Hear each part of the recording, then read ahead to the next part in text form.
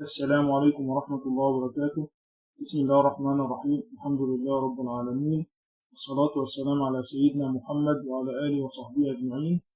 طلبة وطالبات الصف الأول الثانوي للتمريض، يا رب تكونوا جميعا بخير.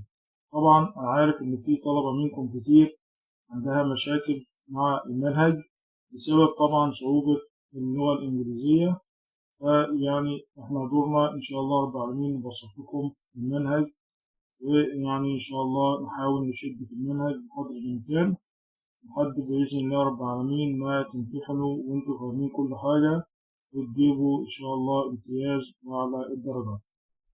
أنا بالنسبة لي كنت بدأت موضوع شرح المنهج بتاعكم تقريبا من حوالي 8 أو 9 أيام، وبالتحديد نزلت أول فيديو يوم 14، فعشان كده يعني بالنسبة لي لسه بادئ الفيديوهات، ولكن يعني بالمعدل اللي احنا ماشيين بيه ان شاء الله رب العالمين هننجز اكبر كم في اقل وقت ان شاء الله رب العالمين.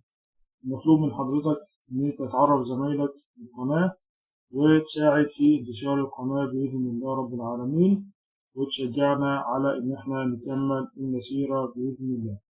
النهارده طبعا عشان خاطر الوقت هنبدأ في شرح الجزء الثالث من الهاند ووشنج او من العملي، وهو هنبدأ في شرح الانتي سيبتيك هاند ووش. المرة اللي فاتت شرحنا الانتي سيبتيك هاند راب واللي هو بنستخدم فيه الكحول، والنهاردة هنشرح الانتي سيبتيك هاند ووش وهنشرح السيرجيكال انتي سيبسيس. المرة اللي فاتت احنا شرحنا الانتي سيبتيك هاند راب وقلنا بنستخدم الانتي سيبتيك هاند راب لكن بشرط تكون ايدينا يعني غير كونتامينيتد، يعني غير ملوثة بالسويل.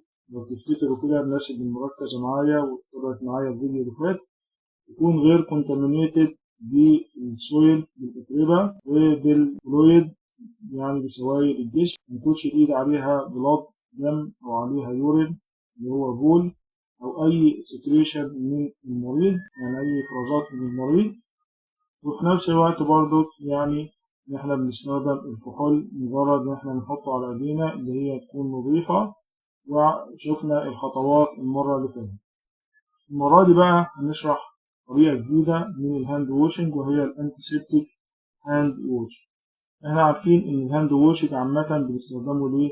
بنستخدمه عشان تو بريفنت الانفكشن، الناس اللي فاكرة تو بريفنت الانفكشن عشان نمنع العدوى، و تو افويد مايكرو اورجانيزم عشان نتجنب الميكروبات، and to avoid transmitting them ونتجنب إن هي تنتقل من شخص لآخر سواء مني للمريض أو من المريض لي.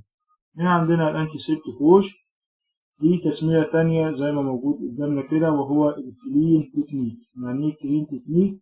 يعني تقنية نظيفة أو طريقة نظيفة.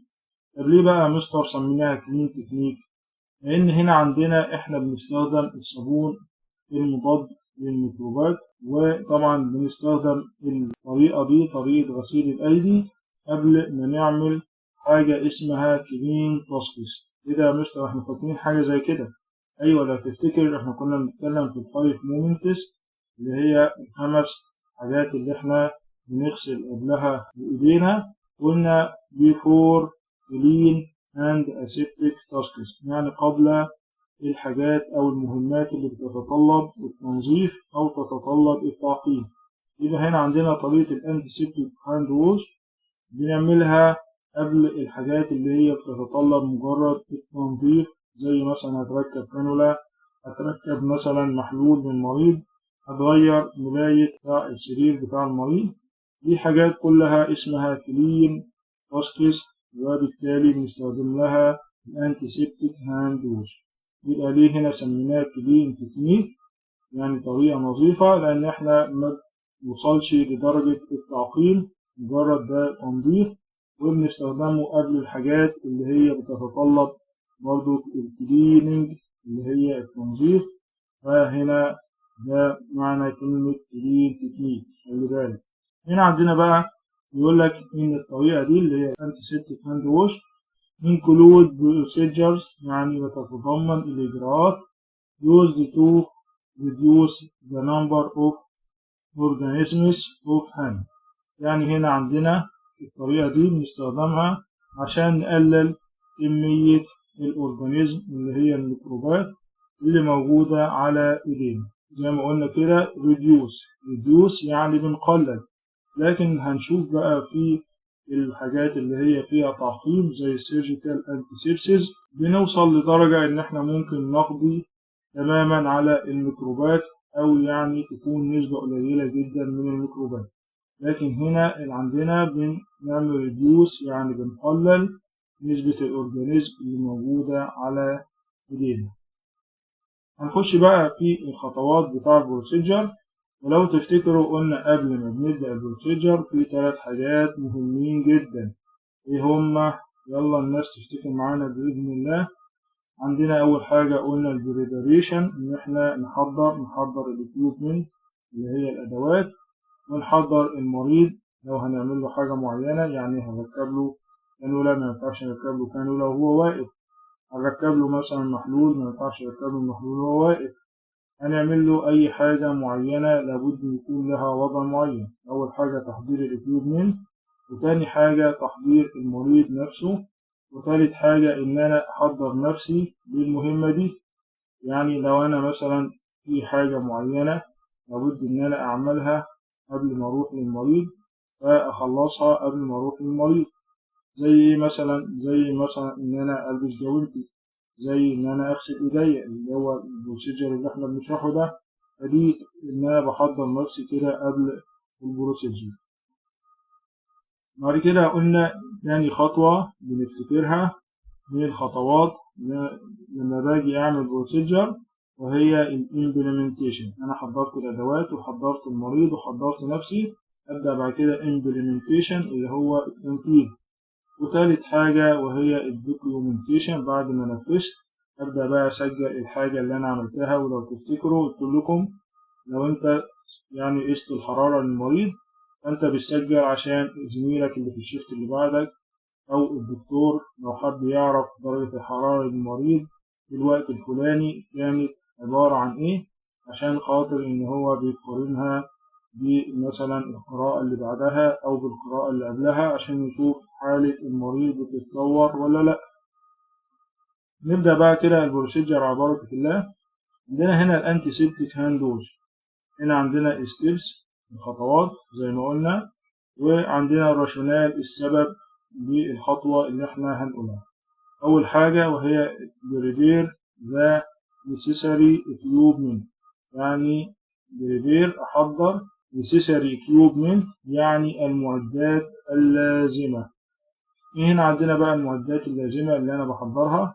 أول حاجة liquid or bar soap، يعني عبارة عن سائل يكون سائل منظف مطهر في مادة مضادة للبكتيريا، أو بار صوب يعني قطعة من الصابون، طبعا الصابون المضاد للبكتيريا مش الصابون العادي، لأن ده قلنا أنتي سيبتيك هاند ووش يعني بنستخدم فيه حاجة مضادة للميكروبات. بعد كده تاني حاجة بنحضرها وهي البيبر تاولز. إيه هي البيبر تاولز؟ قلناها المرة اللي فاتت، وهي مناشف ورقية أو فوط ورقية. طبعا بعد ما بخلص بنشف فيها إيديا. وبعد كده تالت حاجة اسمها الأورنج وود ستيك، ممكن نقول عليها بس يعني كده نقول وود ستيك، نسيبنا من كلمة أورنج نقول وود ستيك. يعني وود ستيك دي عبارة عن عصيان صغيرة زي ما احنا شايفين كده، دي بنستخدمها زي ما نعرف عشان ننظف تحت الفينجر نيلز تحت الأظافر. يبقى عندنا 3 حاجات اهم سهلين، عندنا لا إما ليكويد أو بار صوب يعني عبارة سائل أو قطع صابون، وبيبر تاول اللي هي مناشف ورقية، وود ستيك يعني عصي خشبية اللي هي العصي الخشبية الصغير. يعني اللوشن ده ممكن ميبقاش مهم، لكن يعني كلمة لوشن معناها الغسول. اللوشن ده برضو بيستخدم برضو كمنظف. انت برضو أهم حاجة ال3 دول، قطعة الصابون أو السائل والمناشف الورقية والعصي الخشبية. هنا بعمل بقى خطوة البريبير من necessary equipment، تحضير الأدوات اللازمة أو المعدات اللازمة. هنا عندنا الراشونال السبب to save time and effort، يعني أوفر الوقت والجهد. بعد ما أروح أغسل إيديا ما ينفعش إن أنا أقعد أدور على الحاجة اللي أنا أغسل بيها إيديا، على الصابون أو على السائل اللي أنا أغسل بيه إيديا. فأنا هنا بوفر الوقت وبوفر الجهد، عشان طبعا ما ينفعش أروح لحد الحوض وبعد كده أرجع تاني، فأنا بوفر الجهد بتاعي وبوفر التعب بتاعي. فهنا تحضير المعدات اللازمة لتوفير الوقت وتوفير الجهد. طبعا توفير الوقت من الحاجات المهمة جدا. أنا هيبقى قدامي كذا مريض ممكن أقدم لهم رعاية، فبالتالي لو أنا خدت وقت في كل حاجة هلاقي نفسي مش هلحق إن أنا أقدر أقدم رعاية في الوقت المناسب، وممكن ألاقي الشيفت بيخلص وفي حاجات ومخلصهاش. يبقى هنا تحضير المعدات اللازمة من الحاجات المهمة زي ما قلنا، اللي هي مرحلة البريباريشن، التحضير، عشان تو سيف تايم، أوفر الوقت وأند إيفورت والجهد، أو إن أنا ما تعبش. دي أول خطوة، حضرنا الأدوات. بعد كده بقى أول خطوة بعد ما حضرت الأدوات، وهي stand in front of sink. إيه بقى stand in front of sink؟ يعني قف أمام الحوض، يعني باتجاه الحوض، أقف قدام الحوض زي ما شايفين كده في الصورة. كلمة stand يعني قف، in front يعني أمام، وسنك هنا اللي هو الحوض. قف أمام الحوض. بعد ما أقف قدام الحوض، أهم حاجة دي وتفتكرها، وممكن الناس تكون مركزة معاك هتقولها ولا لأ، وهي don't allow your uniform to touch the sink. يعني ما تخليش اليونيفورم اللي هو الزي الخاص بيك، سواء لابس بدلة الجراحة مثلا أو في زي معين هتلبسه كمستشفى ليها زي معين، فما تخليش الزي اللي هي هدومك اللي انت لابسها تلمس الحوض. to touch the sink، إن هي تلمس الحوض. ليه بقى؟ to prevent cross infection، عشان يمنع انتقال العدوى. انت ممكن يكون الحوض ده كله مليان ميكروبات، فبالتالي انت لما بتلمسها بهدومك فبالتالي هتنتقل الميكرو اورجانيزم من على الحوض على هدومك. فبالتالي عشان تمنع انتقال الانفكشن، العدوى والميكرو اورجانيزم اثناء الغسيل، فانت بتقف بينك وبين الحوض مسافة مثلا 20 سم. فدي من الحاجات المهمة، تخلي بالك بعد ما بتقف قدام الحوض دي تخلي بالك انك تقف بعيد عن الحوض مسافة 20 سم.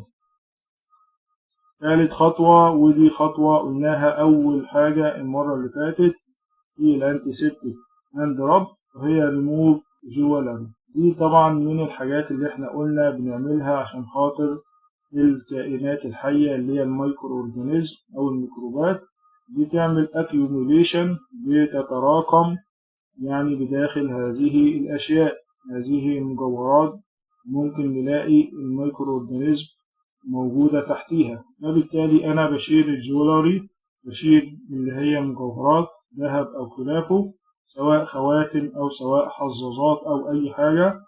وهنا عندنا بقى حاجة جديدة، وهي secure it in safe place، يعني إن أنا أحطها في مكان يكون آمن. أنا بعد ما أشيل الخاتم الذهب محطوش في أي مكان وبعد كده أقول ده اتسرق مني. فمين كده اللي غلطان؟ أنت اللي غلطان أو أنت اللي غلطانة. فخلي بالك إن أنت تشيلي حاجتك في مكان آمن، تشيلها في جيبك، تشيلها في شنطتك وتقفلي عليها. فبعد ما تشيلي الجولري بتشيليها في سيف بليس، يعني مكان آمن. دي طبعا من الخطوات اللي قلنا نخلي بالنا منها، بتتكرر كل مرة، اللي هي ريموف جولري. بعد كده بقى أول خطوة بقى في البروسيجر يعني بشكل فعلي، وهي تيرن اون ووتر.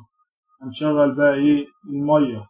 تيرن اون يعني تشغيل، ووتر اللي هو الماء. قم بتشغيل الماء. أول خطوة هنفتح المية. ممكن تفتح المية بالطريقة اللي انت شايفها دي، يعني تجيب منديل صغير وتبدأ تفتح بيه الحنفية، أو تفتح الحنفية بإيدك عادي، وبعد كده هتقفلها زي ما نعرف في آخر الفيديو بالطريقة دي، إن أنت تقفلها بالمنديل. ولكن أنا بفضل إن أنت تجيب منديل صغير وتفتح بيه الحنفية وتتخلص من المنديل، بحيث إن إيدك زي ما قلنا ممكن يكون عليها أتربة أو عليها يعني بادي فلويد، عليها سوائل من جسم المريض. فبالتالي أنت هنا عاوز ما تعملش مايكرو أورجانيزم أو تعمل انفكشن تبقى موجودة على الحنفية، فتفتحها بالطريقة دي أفضل. نظلل لك على الكلمتين دول عشان دول أهم حاجة تفتكرهم، وهي تيرن أون ووتر، إن أنت تشغل المية. هتعمل adjust force. إيه adjust force دي؟ يعني هتظبط قوة المية، هتظبط قوة المية اللي نازلة من الحنفية. إيه بقى يظبط قوة المية اللي نازلة من الحنفية؟ يعني ما خليش المية شديدة قوي وبالتالي اجي اغسل ايديا الاقي فيه طرطشة من المية على هدومي، او اخليها بطيئة جدا او قليلة جدا، فبالتالي ما اعرفش ان انا اغسل ايدي بشكل سريع وبشكل يعني دقيق. فهنا adjust الفورس ان انا اظبط القوة بتاع المية، مخليهاش شديدة ولا اخليها بطيئة خالص. بعد كده كلمة بقى regulate the temperature until the water is warm. ظبط بقى درجة الحرارة اللي هي التمبريتشر. كلمة ريجوليت يعني تعمل تنظيم أو تظبط التمبريتشر اللي هي درجة الحرارة بتاع المية يعني until the water is warm، لحد ما المية تبقى بقى warm، تبقى دافئة.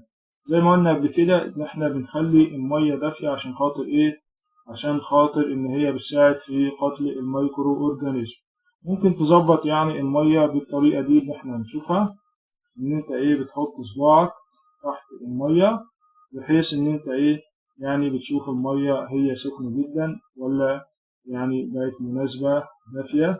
فانت بتحط صباعك لحد ما تلاقي المية بقت دافية، مش سخنة جامد ولا باردة، وبعد كده بتبدأ ان انت تشتغل على هذا الوضع. هنا كده بعد ما نشغل المية هنظبط القوة بتاعتها ونظبط التمبريتشر اللي هي درجة الحرارة. طبعا عشان خاطر احنا قلنا to adjust water temperature عشان ضبط درجة الحرارة، عشان نظبط درجة حرارة المية، عشان قلنا الورم ووتر يساعد في قتل الميكرو أورجانيزم.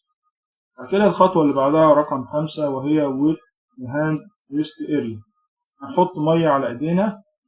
يبقى كلمة wet the hand يعني بلل منطقة اليدين، والريست اريا اللي هي منطقة المعصم تبلل ايدك وتوصل المية لحد فوق كده اللي هي منطقة الريست اللي هي المعصم اللي هي هنا.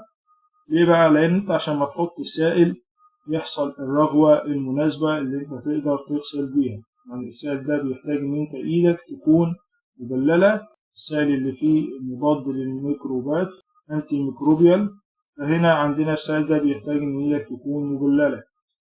بس تخلي بالك من نقطة معينة وهي keep hand lower than elbow، يعني تخلي ايدك لتحت، خلي الكوع بتاعك لفوق وايدك لتحت عشان تسمح بنزول المية من الريست اللي هو ممكن يبقى أقل منطقة عليها مايكرو أورجانيزم، والمية تنزل لتحت باتجاه الهاند باتجاه اليد. to allow water عشان نسمح للمية to flow toward fingertip إن هي تنزل باتجاه الفينجر تيبس اللي هي قلنا أطراف الأصابع. فهنا دي خامس خطوة وهي with the hand نبلل منطقة اليد والريست. طبعا عندنا هنا ليه بقى بندلل منطقة اليد والريست وبنخلي المية تنزل باتجاه أطراف الأصابع to avoid cross infection برضو عشان زي ما قلنا نمنع انتقال العدوى من المنطقة اللي هي بتبقى أكثر وساخة، يعني اللي هي منطقة الأصابع واليد نفسها نخليها هي اللي تحت عشان نمنع انتقال العدوى منها للمنطقة اللي تبقى أقل انفكشن وهي الريست. بعد كده بقى الخطوة اللي بعدها بعد ما بللنا إيدينا هنبدأ بقى ناخد enough amount of liquid soap، ناخد كمية مناسبة أو كمية كافية من الليكويد سوب من الصابون السائل. احنا المرة اللي فاتت زي ما قلنا كده بناخد كمية من الكحول، هنا برضو في المرة دي هناخد enough amount يعني كمية كافية من الليكويد سوب من السائل، من حوالي من 3 ل 5 مللي أو من 3 ل 5 سنتي، نحطهم على ايدينا. في طبعا بيبقى في حاجة اسمها ديسبنسر. الديسبنسر ده بيبقى يعني زي علبة موجودة كده في الحيطة وبنضغط عليها وبناخد منها السائل. ده ديسبنسر، ده بيبقى زي علبة متثبتة في الحيط. to rinse بار اوف صوب، يعني ان انت هتشطف قطعة من الصابون، هتنزل عليها مية وتبدأ ترغيها، ويعني ايه تبدأ ان انت تحطها على الجلد. كلمة ليزر هنا اللي هو الجلد، يعني تبدأ ان انت تمشيها على الجلد، يعني سواء خدت بقى ليكويد صوب او ان انت استخدمت بار اوف صوب اللي هو قطعة الصابون، فانت بتبدأ بقى ايه ترغيها على الجلد او تحطها على الجلد. طبعا هنا عندنا to cover all area in hand، يعني عشان نغطي جميع المناطق في اليدين، فاحنا بناخد enough amount كمية كافية من الصابون أو نستخدم صابونة بحجم مناسب. بعد كده الخطوة اللي بعدها بقى اللي هي فيها الشغل كله، وهي with firm rubbing and circular motion wash the bulb. هنا عندنا هنعمل رابنج، هنعمل فرق قوي، firm rubbing يعني فرق قوي، وسيركولار موشن يعني هنا حركات دائرية. لو تفتكروا الحركات الدائرية دي كنا بنعملها برضو في الانتي سيبتيك هاند راب، فهنا عندنا برضو هنعملها في البروسيجر ده، وهي السيركولار موشن حركات الدائرية، وفي نفس الوقت نعمل فيرم رابنج يعني فرق قوي. أول حاجة هنعمل للبلب دي زي برضو المرة اللي فاتت اللي هي الكف بتاع اليد، وبعد كده بعد ما نخلص كف اليد نعملها حوالي 5 مرات بالطريقة دي زي ما شايفين كده، ده فرق اليد.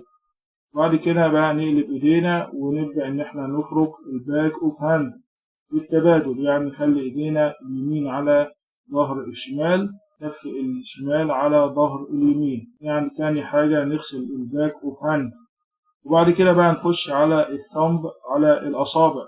زي ما قلنا بنعمل ان احنا بنغسل بين الأصابع برضو حوالي 5 مرات بالتبادل، أصابع اليد اليمنى وبعد كده أصابع اليد اليسرى. دي بقى الخطوة الجديدة وهي اتش فينجر، يعني كل صابع لوحده، نمسك كل صابع لوحده ونقعد نغسله ونعمل له سيركل موشن، يعني نعمل له حركات دائرية بينا طبعا لكل صابع من اليد، ونعمل بعد كده نعمل تبادل اليد التانية.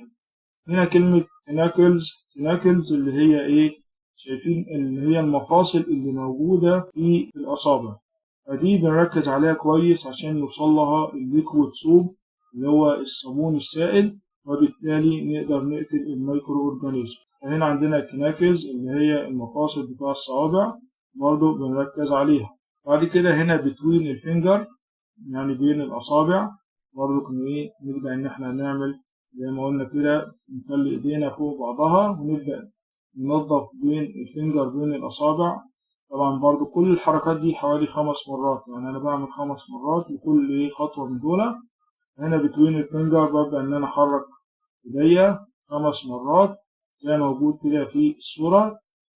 وبعد كده هنا أندر فينجر نيلز، هنا بقى نخلي بالنا بقى تحت الأظافر، هنستخدم بقى زي ما نشوف بقى الخطوة اللي بعدها، يا إما نستخدم الأظافر بتاعتنا يعني أنظف الأظافر بتاعتي تحت الأظافر، أو إن أنا أستخدم الوول ستيك اللي هي العصيان الخشبية اللي إحنا قلنا هنحضرها معانا في الأدوات، فدي بننظف بيها تحت الأصابع. وآخر حاجة بعد كده بطلع على الريست على منطقة المعصم، وأبدأ برضو أعمل حركة دائرية بإيديا، وبالتبادل بعد كده الإيد التانية أعمل حركات دائرية حوالين المعصم حوالي برضو 5 مرات. هنا عندنا هنعمل الحركة دي continue this direction، يعني هنستمر في حركة الاحتكاك نقعد فيها حوالي 30 second يعني 30 ثانية. يبقى الحركات دي هعملها بس في خلال 30 ثانية. يبقى أنا بعمل الحركات دي بسرعة، أبدأ إن أنا أعمل البلب اللي هي الكف، وبعد كده ظهر اليد، وبعد كده الأصابع، وبعد كده كل صابع لوحده، وبعد كده مفاصل الأصابع، وبعد كده بين الأصابع، وبعد كده تحت الأظافر، وبعد كده بوصل لمنطقة الريست. ده كله ورا بعضه بسرعة لمدة 30 ثانية بس. في هنا بقى الخطوة اللي احنا نخلي بالنا منها، وهي use finger nail of other hand. زي ما قلت لك يا إما تستخدم الأظافر بتاعتك وتبدأ تنظف تحت الأظافر، وهو الأفضل إن أنت تكون قاصص ضوافرك، لكن لو ضوافرك طويلة شوية بتستخدم الأظافر بتاعتك تنظف بيها تحت الأظافر، أو بتستخدم الكلين وود ستيك اللي هي العصي الخشبية اللي احنا شفناها في الصورة فوق، عشان تو كلين أندر فينجر نيلز، عشان ننظف تحت الظفر. طبعا هنا السبب إن احنا بننظف تحت الظفر تو كلين أندر نيلز عشان ننظف تحت الأظافر، وبالتالي نمنع الميكرو أورجانيزم إن هي تتراكم تحت الأظافر. هنا طبعا السبب اللي خلانا نستخدم الخطوة اللي هي قبل دي اللي هي to ensure cover all surface. هنا بنغطي جميع مناطق اليد. لما بناخد كل منطقة من مناطق اليد نبدأ نعمل لها cleaning، غسيل بشكل كامل. بعد كده الخطوة رقم 9 وهي rinse thoroughly with water. يعني هنبدأ بقى إن احنا نشطف إيدينا بالووتر بالمية. هنا كلمة rinse يعني اشطف، thoroughly يعني اشطف جيدا، with water بالمية، flowing toward the fingertip يعني هتخلي المية تبدأ من المعصم زي ما احنا بدأنا نبلل ايدينا أول مرة، ونفس القصة برضه هنخلي المية تنزل من المعصم باتجاه الفينجر تيبس باتجاه أطراف الأصابع. بعد ما شطفنا ايدينا هنبدأ بقى نخش على آخر خطوة وهي دراي الهاند. نبدأ بعد كده ننشف ايدينا ونبدأ بالفينجر beginning with finger، نبدأ بالأصابع moving upward toward forearm يعني هنبدأ بالأصابع ونتجه لأعلى باتجاه الفور أرم وهي الساعد اللي هي منطقة المعصم، وفوق دي اسمها منطقة الساعد. فهنبدأ بالفينجر، نبدأ بالأصابع واحنا بننشف، وباتجاه الساعد اللي هو الفور أرم اللي هي المنطقة دي، وبعد كده ديسكارد اللي هي البيبر تاول، نبدأ نتخلص من اللي هي الفوطة اللي هي الورقية أو المنشفة الورقية بدون إن احنا نلمس يعني إيدينا اللي هي النظيفة. يعني أنت دلوقتي بعد ما خلصت تنشيف هتتخلص من المنديل الورقي بدون إن أنت تلمس أي حاجة تكون نظيفة. وقبل طبعا ما تتخلص من المنشفة الورقية قلنا هنستخدمها إن احنا نقفل الحنفية بالطريقة دي عشان خاطر ما نلمس الحنفية اللي ممكن تكون موجود عليها انفكشن بإيدينا اللي احنا لسه غاسلينها وبقت كلين. ده بالنسبة للبروسيجر اللي هو الأنتي سيبتيك هاند ووش. هنشوف دلوقتي فيديو هيورينا البروسيجر، يعني لو شفناه في الفيديو هنستوعبه أكتر إن شاء الله رب العالمين. ده عندنا الفيديو بتاع الهاند ووشنج ستيبس. طبعا دي خطوات الهاند ووشنج باستخدام الورلد هيلث اورجانيزيشن تكنيك، يعني باستخدام طريقة WHO زي ما قلنا WHO اللي هي منظمة الصحة العالمية. منظمة الصحة العالمية الورلد هيلث اورجانيزيشن ليها طريقة معينة اللي احنا لسه شارحينها دلوقتي وهنشوفها دلوقتي في الفيديو. طبعا دي الخطوات بشكل عام بادئ بيها الفيديو بالصور. أول حاجة عندنا هنا نفتح المية وهناخد كمية من الصابون، وهنبدأ بعد كده نغسل البلب 5 مرات، بعد كده ظهر اليد بالتبادل 5 مرات لكل واحدة، وبعد كده بتوين الفينجر بيكون الكف متقابل زي ما شفنا 5 مرات برضو، وبعد كده الفينجر تيبس اللي هي أطراف الأصابع اللي هي تحت برضو الأظافر، وبعد كده طبعا ده الصنب اللي هو إصبع الإبهام، وبعد كده كف اليد بالطريقة دي برضو كل خطوة 5 مرات. بعد كده بنغسل إيدينا زي ما احنا شايفين كده، بنبدأ بالمعصم ونخلي المية تتجه ناحية أطراف الأصابع، بعد كده ننشف وبنستخدم المنشفة عشان نقفل بيها الحنفية. يبقى ده بالنسبة للهاند ووشنج زي ما شفناه كده بالفيديو عشان خاطر نستوعب الخطوات بتاعته. هنخش بعد كده بقى على السيرجيكال هاند سكراب. أنا عارف هيبقى الفيديو طويل ولكن ممكن يعني تشوفوا على مرتين، ولكن عشان خاطر ننجز في العملي هناخد النهارده سيرجيكال هاند سكراب.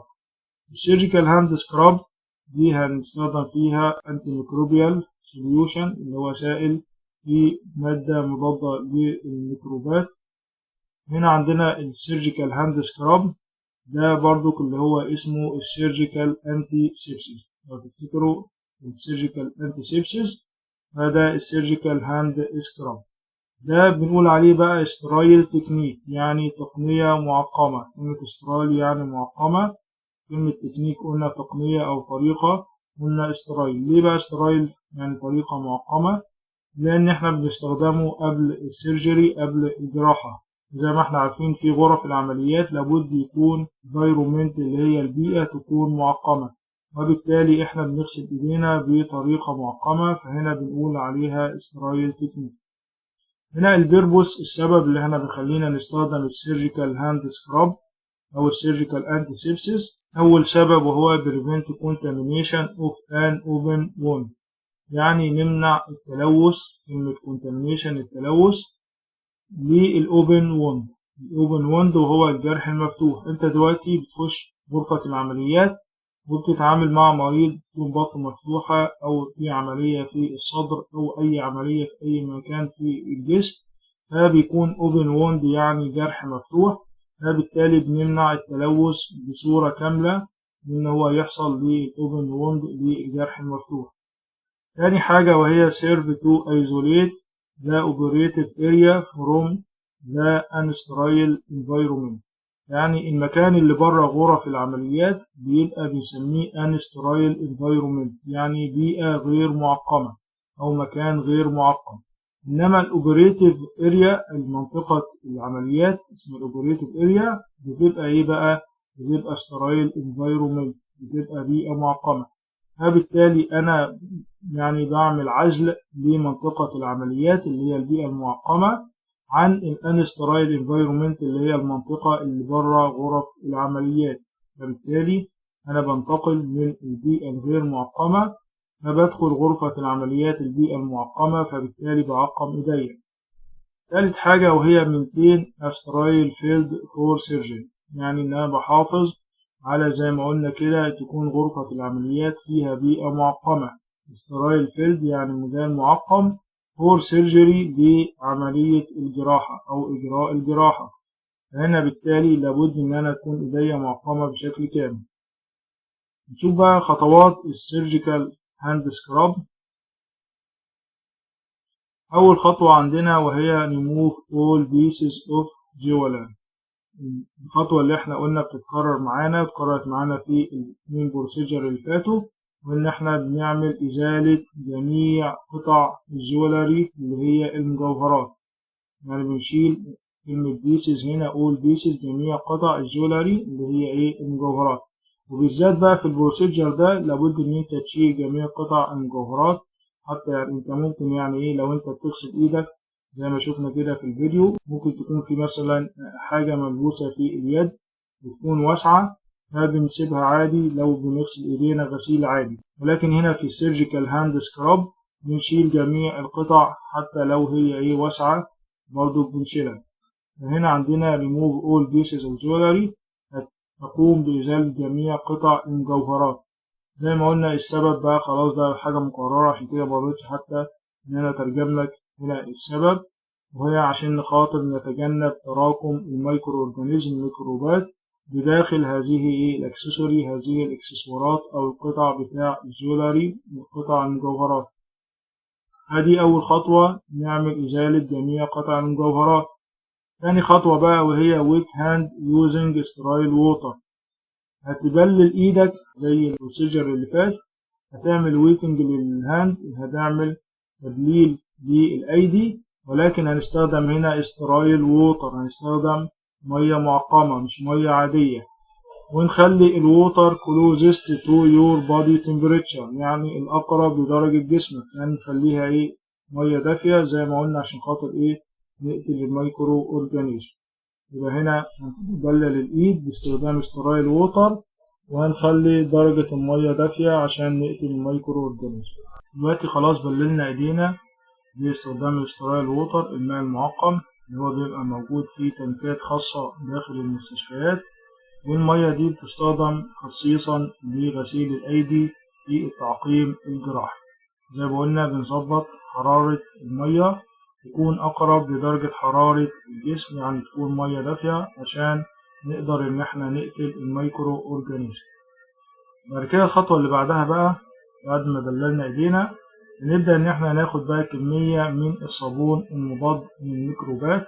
هنا هنعمل ووش هاند تو إلبو، هنبدأ ان احنا نغسل ايدينا لحد منطقة الإلبو ومنطقة الكوع باستخدام بقى يوزنج انتو ميكروبيال صوب، باستخدام الصابون المضاد للميكروبات اللي احنا استخدمناه في البروسيجر اللي قبل كده اللي هو انتي سيبتيك هاند ووش، او بقى نستخدم معاه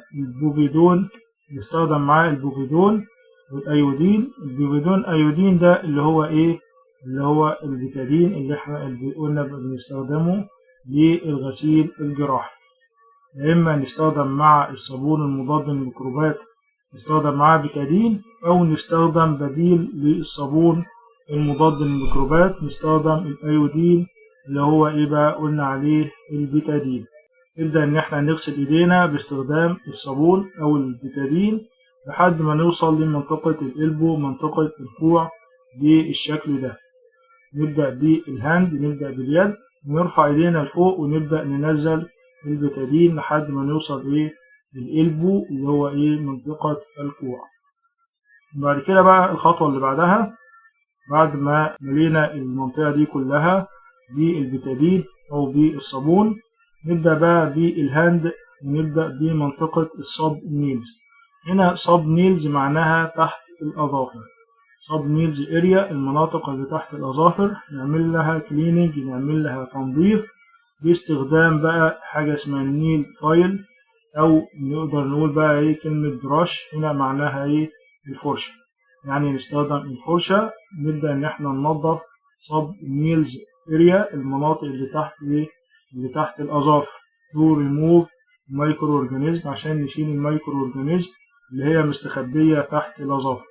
هنستخدم الفرشة ونبدأ إن احنا ايه؟ نغسل كل المناطق اللي تحت الأظافر في الإيد اليمين، وبعد كده نخش على اليد اليسرى لحد ما نخلص كل الأصابع تحت الأظافر. وبعد كده بقى الخطوة اللي بعدها رقم 5 وهي سكراب each side of each finger. يعني نستخدم بقى الفرشة اللي نظفنا بيها تحت الأظافر ونبدأ ننظف كل صابع، نبدأ ننظفه، يعني نعمل حركة دائرية باستخدام الفرشة حوالين كل صابع من أصابع اليد اليمنى وبعد كده أصابع اليد اليسرى. بعد كده بقى between الفينجر بين الأصابع اللي هي الحركات اللي احنا شفناها في البروسيجر اللي قبل كده بين الأصابع، والباك and front of hand اللي هي ظهر اليد ويعني كف اليد وبين الأصابع زي ما شايفين في الخطوة دي. وبرضو نعمل تحت الأظافر باستخدام الطريقة دي. طبعا هنخلي بالنا من أصبع الإبهام ده بالذات، يعني برضو يبقى ليه circular motion يعني حركة دائرية زي ما احنا شايفينها كده. الخطوات دي بناخد فيها بقى ايه؟ على الأقل 4 minutes، على الأقل نقعد 4 دقايق في الخطوات دي. نغسل حوالين كل صابع باستخدام الفرشة، والباك اند فرونت اوف ذا هاند يعني ظهر وأمام اليد. كل الخطوات دي بقى ايه؟ ناخد فيها 4 دقايق طبعا عشان خاطر ان احنا نزيل اي مايكرو اورجانيزم تكون موجودة في اليد. كل خطوة بنقعد 5 مرات نغسل حوالين الأصابع، 5 مرات بين الأصابع، و5 مرات ظهر اليد، و5 مرات الثمب اللي هو أصبع الإبهام. بعد ما خلصنا كده الحركات دي اللي قعدنا فيها 4 دقايق نخش بقى الخطوة اللي بعدها ونسيب تو سكراب ذا هاند، يعني نستمر في فرك اليد. كلمة سكراب يعني فرك الهاند هنا بقى، بس ايه بقى؟ نطلع من الهاند نفسها من اليد نفسها لحد ما نوصل بقى ايه؟ لمنطقة الكوع. نبدأ ان احنا ايه؟ نحك في المنطقة دي اللي هي منطقة الفور ارم اللي هي منطقة الساعد اللي هي من الريست من المعصم لحد الإلبو لحد الكوع. نبدأ ان احنا نعمل سكرابنج، نعمل فرك لليد، وفي نفس الوقت نخلي ايدينا ايه؟ keeping the hand higher than the arm at all times، يعني نخلي ايدينا الايد الهاند دي نخليها ايه؟ لأعلى واحنا بنعمل سكرابنج، واحنا بايه؟ بنغسل منطقة الفور ارم اللي هي ايه؟ الساعد اللي هي المنطقة دي. طب ليه بنخلي ايدينا الأعلى؟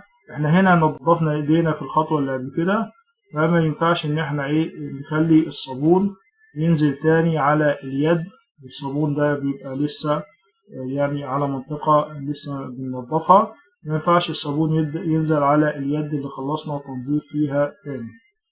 فهنا to prevent bacteria laden soap and water from contaminating the hand، عشان نمنع الصابون والمية اللي هي محملة بالبكتيريا من تلويث اليدين. احنا هنا بنغسل في المنطقة دي وكنا خلصنا منطقة اليد، فمش عايزين الصابون ينزل على اليد مرة أخرى اللي احنا خلصناها في الخطوة اللي قبل كده. بعد كده بعد ما خلصنا بقى هنا خلصنا اليد، كده خلصنا منطقة الساعد. بعد كده هنعمل بينز هاند، يعني هنشطف ايدينا وهنا والارم اللي هي الذراعين، ونخلي ايدينا بقى بالشكل اللي احنا شايفينه ده by passing them through the flowing water، يعني نمررهم تحت المية وهي شغالة بالشكل ده. one direction، نخلي يعني نحرك ايدينا في اتجاه واحد، يعني ما نروحش رايح جاي، لا نروح في اتجاه، وبعد كده نشيل ايدينا من تحت المية وبعد كده ندخلها تاني باتجاه واحد. ونخلي طبعا المية بتتدفق من الفينجر تيبس من اطراف الاصابع وتنزل على منطقة القلبو، على منطقة الكوع. يبقى اهم حاجة واحنا بنغسل ايدينا نخلي ايدينا رايحة تحت المية باتجاه واحد، ونبدأ بالفينجر تيبس دي اللي هي اطراف الاصابع باتجاه القلبو اللي هو الكوع. خلي بالنا من النقطة دي. هنا السبب اللي بيخلينا نعمل الحركة دي وهي to be cleaned، عشان طبعا ايدينا تبقى نظيفة بشكل كامل. بعد كده الخطوة رقم 8 proceed to the operating room، يعني تنتقل لغرفة العمليات.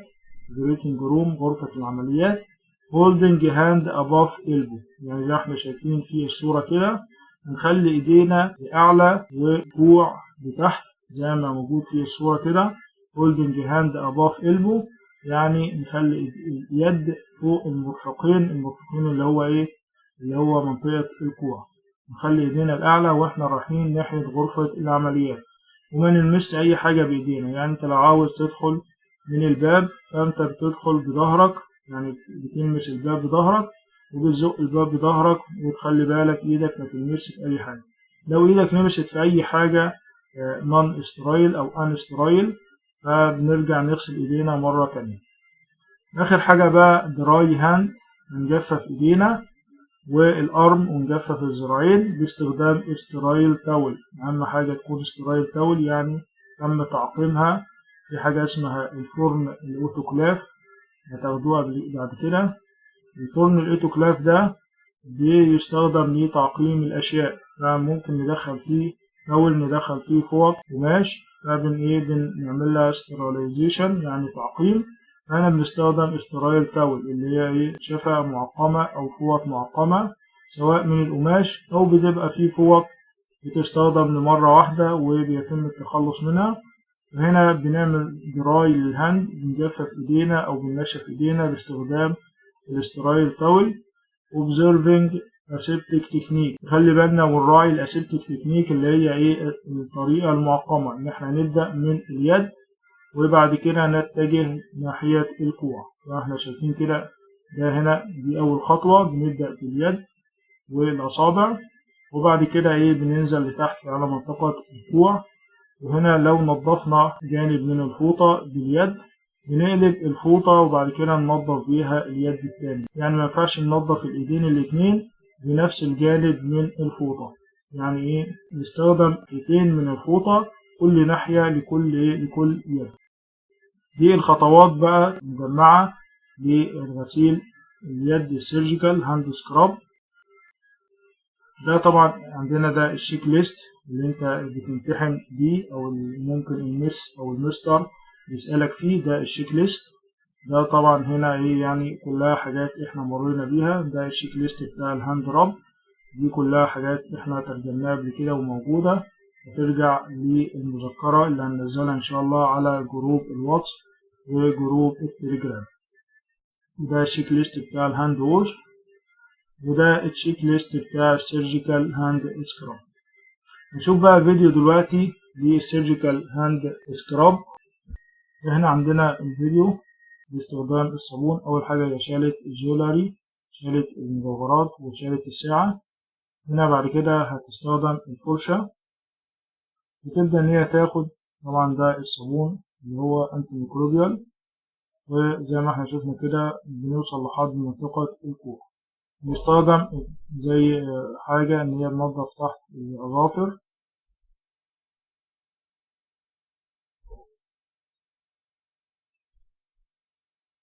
طبعا دي الفرشة اللي بتستخدم، دي تنظيف أول حاجة كل إصبع لوحده زي ما قلنا كده، كل إصبع بننضفه لوحده وحوالين الصباع.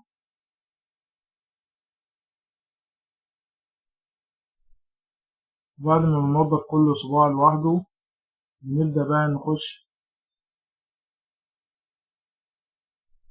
الخطوة اللي بعدها.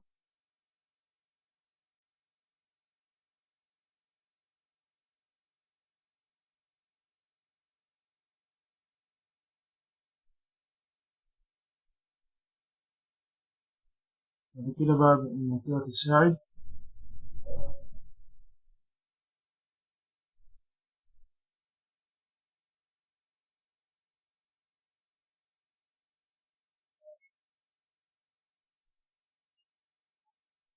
تحت الأظافر باستخدام البرش باستخدام الفرشة.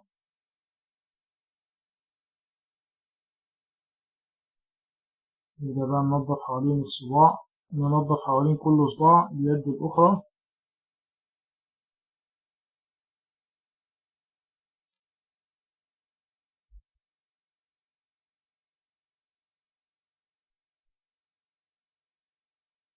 وبعد كده بقى نبدأ نغسل إيدينا بالطريقة دي زي ما قلنا كده. بنبدأ بالفينجر تيبس اللي هي أطراف الأصابع، وبعد كده باتجاه الإلبو باتجاه الكوع في وان دايركشن باتجاه واحد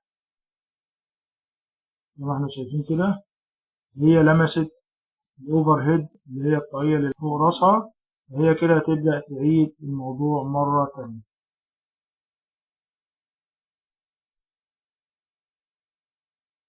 بعد كده بقى تستخدم التاول ده عشان ايه؟ زي ما قلنا استرايل تاول عشان إن هي تنشف بيها إيديها زي ما احنا شايفين بالطريقة دي. تبدأ باليد وباتجاه الإلبو باتجاه الكوع. بعد كده زي ما احنا شايفين كده بتقلب التاول، بعد كده تعملها ديسكارد تتخلص منها. كده احنا النهاردة شرحنا الانتيسيبتيك هاند ووش والسيرجيكال انتي سيبسيس، وعرفنا برضو ان في حاجة اسمها سيرجيكال هاند راب بيستخدم فيها الكحول. وان شاء الله نشوف وشكم على خير في الفيديو اللي جاي. متنساش تعمل اشتراك في القناة وتبلغ زمايلك عشان ان شاء الله لما يزيد التفاعل نبدأ ننزل فيديوهات تانية. السلام عليكم ورحمة الله وبركاته.